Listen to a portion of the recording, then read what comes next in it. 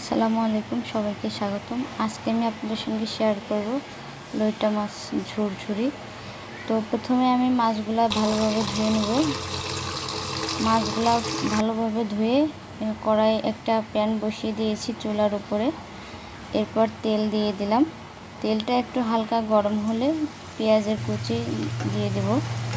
পেঁয়াজটা কিছুক্ষণ নাড়তে থাকবো। তারপর নাড়তে নাড়তে যখন একটু ব্রাউন কালার হয়ে আসবে তখন পেঁয়াজ বাটা, রসুন বাটা, আদা বাটা, জিরা বাটা দিয়ে একটু মশলাটা কষিয়ে নিব।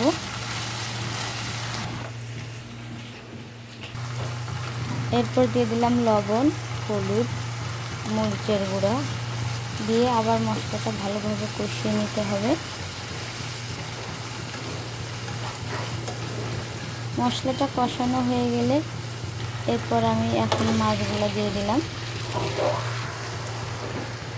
মাছগুলো ভালোভাবে উলটপালট করে নাড়ে মশলাটা মাছের গায়ে লাগিয়ে দিতে হবে।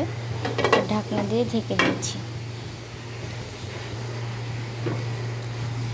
10 মিনিট পর ঢাকনাটা খুলে যখন দেখবেন একটু মাছ থেকে পানি গলে গেছে তখন মাছটা ভেঙে ভেঙে আস্তে আস্তে ঝুরঝুরি করে নিতে হবে। এই যে মাছটা পুরো ঝুরঝুরি হয়ে গেছে। এখন আমার মাছটা আমি একটা পাত্রে উঠাই নিলাম। এই হলো আজকে আমাদের রেসিপি।